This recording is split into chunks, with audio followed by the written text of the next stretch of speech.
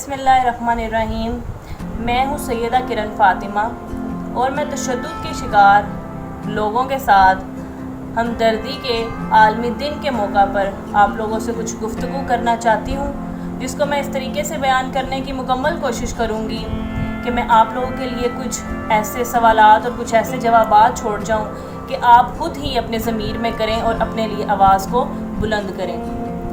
मेरे प्यारे दोस्तों, मैं इस चीज़ को जानती हूँ, ये हकीकत है कि तशद्दुद का रवैया और रुझान इतना ही पुराना है जितना है कुराए अर्ज़ पर इंसानी तारीख़। लेकिन अफसोस ये है कि जहाँ इंसान ने इल्म और अक़ल के नामतनाही समंदर अबूर किए, नई नत इजादात और सहूलियात को फ़रोग़ दिया, वहाँ इंसान तशद्दुद, नफ़रत और इम्तियाज़ जैसे मनफी रवैयों पर आज तक काबू नहीं पा सका। इसको मैं इस तरीके से क्यों ना कहूँ, इज़्ज़त नफ्स किसी शख्स की महफूज नहीं, अब तो अपने ही निगहबान से डर लगता है। डंगे की चोट पे जालिम को बुरा कहती हूँ, मुझे सूली से न जिंदान से डर लगता है। ये हर कोई भूल गया है, हर कोई तशद्दुद की आग में इस तरीके से लगा है कि उसने हर इंसान को इस तरीके से जकड़ लिया कि एक के साथ एक मिलकर एक रस्सी बन गई है लंबी।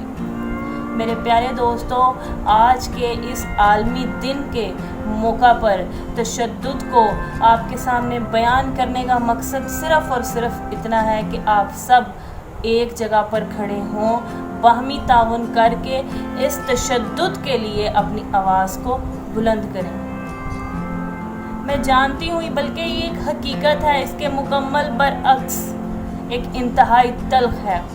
तशद्दुद के वाक़यात में ना सिर्फ फ़ायरोज़ इजाफ़ा हो रहा है, बल्कि अब तो ऐसा लगता है जैसे तशद्दुद हमारी ज़िंदगी का मामूल बन गया। मेरे प्यारे दोस्तों, मुझे बहुत अफसोस होता है जब मैं इस चीज़ को देखती हूँ कि ये हमारा मामूल ज़िंदगी बन गया है। और ये बात खुश आइंद है कि लोग तशद्दुद के वाक़यात पर बात करने लगे हैं, इसकी मज़म्मत भी करने लगे हैं और तशद्दुद में मुलव्वस लोगों के लिए उनको सख्त से सख्त सज़ा दिलवाने के लिए अपनी आवाज़ को बुलंद करते हैं। मेरे प्यारे दोस्तों, जब तक हम लोग अपनी इज्तिमाई और इनफरादी आवाज़ का एक नारा बुलंद नहीं करेंगे, हम इस चीज़ से कभी भी जीत नहीं सकते। मैं वॉइस ऑफ पाकिस्तान की जानिब से आपको जो मैसेज देना चाहती थी मैंने दे दिया। फ़कत आगे इतना कहना चाहूँगी, अल्लाह ताला हम सबको तौफ़ीक दे कि हम बामी ताउन कायम करें और अपने लिए ही आवाज़ को बुलंद करें, ताकि हम सब कौमी यकजहती का एहसास दिलवा सकें एक दूसरे को और सब एक ही जगह पर इकट्ठे रहें। शुक्रिया।